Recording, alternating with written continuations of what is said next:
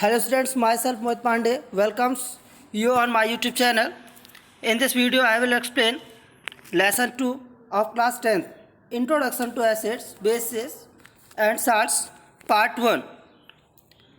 Classification of matter on the basis of composition, elements, compounds and mixtures. There are three types on the basis of composition. मतलब वो जिस तरीके से मिलकर के बने हुए हैं उसके अकॉर्डिंग हम लोग मैटर को थ्री कैटेगरी में डिवाइड कर सकते हैं. First category is elements, second is compounds and the third is mixtures. On the basis of state के यदि बेस पर देखा जाए तो मैटर्स को थ्री कैटेगरी में फिर से डिवाइड कर सकते हैं: solids, liquids and gases. On the basis of solubility के अकॉर्डिंग यदि हम इसे क्या करते हैं, कैटेगराइज करते हैं, तो कैटेगरी पर मिलेंगे हम लोगों को थ्री कैटेगरीज: एक suspensions, colloids and solutions. And the types of mixtures के बेस पर यदि हम इसे कैटेगराइज करते हैं तो मिक्सचर्स के बेस पर मिलेगा क्या, homogeneous mixture and heterogeneous mixture. And types of compounds के बेस पे यदि हम इसे कैटेगराइज करते हैं तो मिलेगा covalent compound and ionic compound. Whose covalent and ionic compound. What is an acid and a base? The main topic in this chapter we will discuss about acid and a base. We will discuss about first ionizable and non-ionizable compounds. What is ionizable and non-ionizable compounds? An ionizable compound when dissolved in water or in its molten state dissociates into ions almost entirely. Example: sodium chloride, potassium hydroxide and hydrochloric acid. अगर कोई भी compounds जिसे हम लोग dissolve करते हैं water पर, तो वाटर या फिर वाटर पर डिजॉल्व कर दें इसके मोलेटन स्टेट पर, मतलब सब्सटेंस के उसकी मोलेटन स्टेट को हम लोग वाटर में डिजॉल्व करते हैं, तो वाटर में डिजॉल्व होने के बाद वो क्या होता है, डिसएसोसिएट्स हो जाता है. डिसएसोसिएट्स होगा. जैसे फॉर एग्जांपल सोडियम क्लोराइड, यदि इसे हम लोग क्या करते हैं वाटर पर इसका मोलेटन स्टेट पर डिजॉल्व करते हैं, तो मोलेटन स्टेट पर डिजॉल्व होते ही sodium plus and chlorine negative ion, sodium cation and chlorine negative ion पर क्या होता है, ये कैटेगराइज मतलब क्या होगा, डिसएसोसिएट्स हो जाएगा. And hydrochloric acid H plus and chlorine negative ion. And potassium hydroxide K plus and hydroxide ion, ये अपने आयंस में क्या होते हैं, डिसएसोसिएट्स हो जाते हैं, तो इन्हें हम लोग क्या बोलेंगे, आयनाइजेबल. जो अपने आयंस में positive ion and negative ion पर क्या होता है, डिकम्पोज हो जाते हैं. Ionisable compound does not dissociates into ions when dissolved in water और in its molten state. For example glucose and acetone etcetera. अगर कोई सब्सटेंस है उसे हम लोग क्या करते हैं कि उस वाटर या तो फिर उसके मोलेटन स्टेट पर डिजॉल्व करें, तो डिजॉल्व करने के बाद वो अपने आयंस पर ब्रेक नहीं होता है, तो वो क्या कहलाता है, नॉन आयनाइजेबल सब्सटेंस कहलाता है.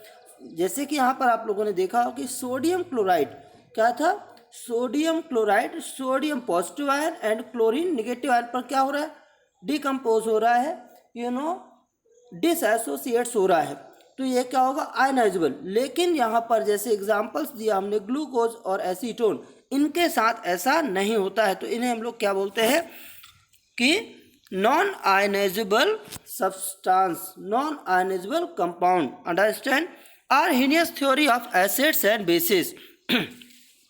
अब यहाँ पर जो मेन टॉपिक हमारा क्या है, acid and bases and salts. तो सबसे पहले हम लोगों को पढ़ना है एसिड्स एंड बेसिस. तो आर्हेनियस एक साइंटिस्ट का नेम है, उनके अकॉर्डिंग हम लोग यहाँ पर कंडीशन समझ लेते हैं कि किसे हम लोग एसिड बोलेंगे और किसे बेस बोलेंगे.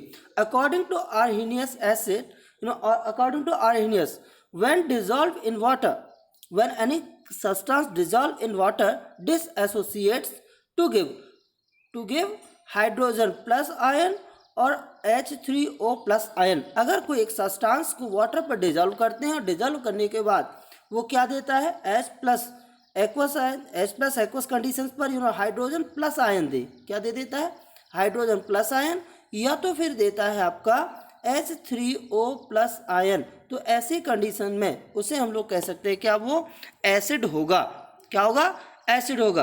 According to Arrhenius base, Arrhenius के अकॉर्डिंग बेस किसे हम लोग कह सकते हैं, तो व्हेन डिजॉल्व इन वाटर, अगर किसी सब्सटेंस को हम लोग वाटर में डिजॉल्व करें और वाटर में डिजॉल्व करने के बाद to give OH negative ion, वो यदि वाटर में कोई भी सब्सटेंस वाटर में डिजॉल्व होने के बाद OH नेगेटिव आयन देता है, क्या देता है, OH नेगेटिव आयन, तो वो सब्सटेंस क्या कहलाएगा, आपका कहलाएगा base.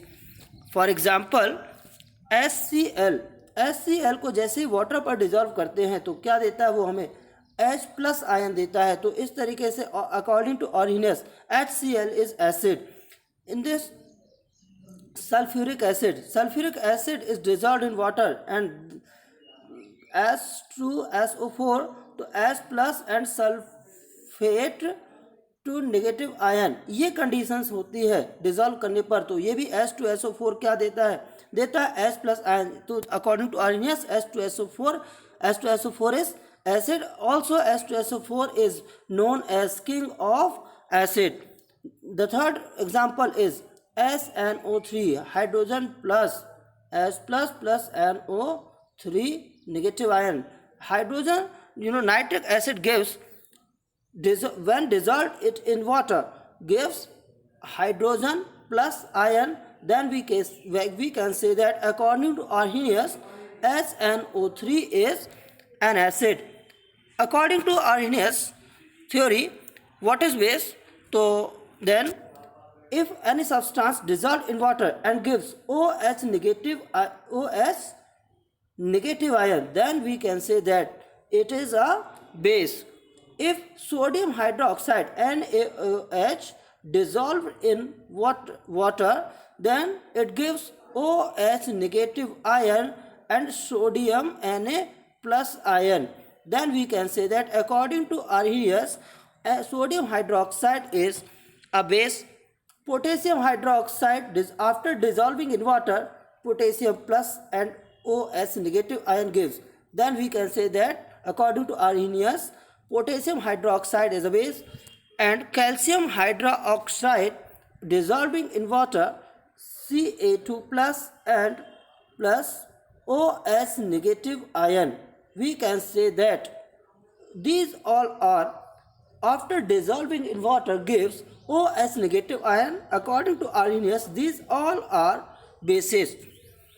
According to Bronsted-Lowry theory, Bronsted theory के अकॉर्डिंग हम लोग समझ लेते हैं कि किसे बेस कहें और किसे एसिड कह सकते हैं। तो according to Bronsted Lowry theory, if a Bronsted acid is an H plus ion donor, तो ब्रॉन्स्टेड एसिड क्या होते हैं, जो कि H प्लस आयन को डोनेट करते हैं, एंड जो H प्लस आयन को क्या करते हैं, एक्सेप्ट करते हैं, वो बेस कहलाते हैं। सिंपल लैंग्वेज में जो H प्लस आयन को डोनेट करेगा उसे हम लोग अकॉर्डिंग टू ब्रॉन्स्टेड-लॉरी थ्योरी क्या कह सकते हैं, एसिड कह सकते हैं, और जो H प्लस आयन को एक्सेप्ट करता है वो क्या कहलाएगा, बेस कहलाएगा। In this example HCl plus HNO3 produces NH4 plus and Cl negative ion, and in this condition H plus HCl Bronsted acid and Cl negative ion its conjugate acid, and NH3 Bronsted base and NH4 plus its conjugate base. Physical test. Given are two possible physical tests to identify an acid or base. हम लोग क्या है इसे test करके भी बता सकते हैं कि कोई भी सब्सटेंस एसिड है कि बेस है। तो टेस्ट के अकॉर्डिंग हम लोग समझ लेते हैं। एसिड टेस्ट सोर, एसिड क्या होते हैं, टेस्ट में खट्टे होते हैं, whereas a base taste bitter, और जबकि जो बेस होते हैं वो टेस्ट में कड़वे होते हैं। The method to of taste is not advised as an acid और बेस। क्या होता है, ये जो मेथड होती है टेस्ट करने की मेथड, इसे किसी को एडवाइज नहीं किया जा सकता है। क्यों नहीं किया जा सकता है, बिकॉज एसिड और बेस कुड बी कंटेमिनेटेड और कोरोसिव क्या हो सकते हैं, विषैले पदार्थ हो सकते हैं या तो कंटेमिनेटेड हो सकते हैं, इसलिए ये मेथड सुटेबल नहीं हो सकता किसी एसिड और बेस को आइडेंटिफाई करने के लिए। Effect on indicators by acids and bases. Effect और इंडिकेटर्स जिसे जिससे हम लोग क्या कर सकते हैं, इंडिकेट कर सकते हैं कोई भी सब्सटेंस एसिड है या बेस है। तो an indicator is a chemical substance which shows a change in its physical properties, mainly color or odor, when brought in contact with an acid or base। क्या होता है, इंडिकेटर एक types के chemical substance होते हैं जो ये show करते हैं जिस पर कि चेंज होता है उनकी फिजिकल प्रॉपर्टीज़ पर। मेनली किस किस पर चेंज होगा, या तो उनके कलर में चेंज हो जाता है या तो उनके ऑर्डर में चेंज हो जाता है, यदि उनसे हम उनके कांटेक्ट में लेकर के आते हैं। तो इस तरीके से below mentioned are commonly used indicators in the different colours are they exhibits. यहाँ पर आप लोगों को मैं एग्जाम्पल्स के थ्रू समझा देता हूँ कैसे यहाँ पर किस कंडीशंस पर चेंज आते हैं। फर्स्टली दिया हुआ है लिटमस क्या दिया हुआ है litmus in a neutral solution. अगर कोई सॉल्यूशन न्यूट्रल कंडीशन पर है और उसे लिटमस के कांटेक्ट पर लेकर के आते हैं तो क्या कलर देगा, पर्पल कलर देता है। अगर कोई सब्सटेंस किसके लिटमस के कांटेक्ट में लिटमस के कांटेक्ट पर लेकर आते हैं और कलर शो होता है purple colour, that means it is a neutral solution. If any substance contact and litmus change in red colour, यदि किसी सब्सटेंस को हम क्या करते हैं, किसके कांटेक्ट पर लेकर आते हैं, लिटमस के कांटेक्ट पर लेकर आते हैं तो वो क्या कलर देता है, रेड कलर देता है। इसका मतलब वो डेफिनेटली क्या होगा, वो सब्सटेंस एसिडिक सॉल्यूशन होगा। और किसी सॉल्यूशन को हम लोग क्या करते हैं, बेसिक कोई भी सॉल्यूशन लिटमस के पास कांटेक्ट पर लाया गया तो वो क्या देगा, आपका ब्लू कलर देता है। क्या देता है, ब्लू कलर। इसका मतलब डेफिनेटली वो क्या होगा, एक बेसिक सॉल्यूशन होगा। न्यूट्रल सॉल्यूशन है तो याद रखिएगा, न्यूट्रल सॉल्यूशन लिटमस के साथ पर्पल कलर देता है, एसिडिक सॉल्यूशन है तो वो रेड कलर देगा, और बेसिक सॉल्यूशन है तो ब्लू कलर ही देगा। Litmus is also available as strips of paper in 2 variants, red litmus and blue litmus. Red litmus and blue litmus, ये ध्यान रखिएगा।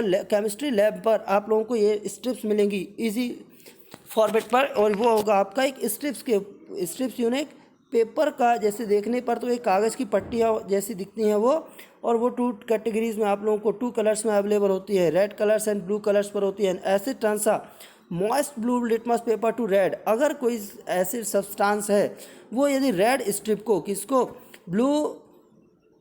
ब्लू लिटमस पेपर के कांटेक्ट पर लाया गया और वो ब्लू लिटमस पेपर किस पर चेंज हो गया, रेड कलर पर, तो definitely we can say that the substance is an acid. यदि कोई सब्सटेंस को हम किसके पास लेकर के आते हैं, लिटमस पेपर के पास, वो भी किस कलर के लिटमस पेपर के पास, रेड कलर के लिटमस पेपर के साथ लाते हैं, और वो देता है क्या, चेंज कर देता है उस लिटमस पेपर को ब्लू कलर पर, तो definitely we can say that it is a base. Second indicator is methyl orange. Methyl orange के पास यदि कोई सॉल्यूशन, यदि न्यूट्रल सॉल्यूशन लेके आते हैं तो वो कौन सा कलर देगा, आपका ऑरेंज कलर देगा।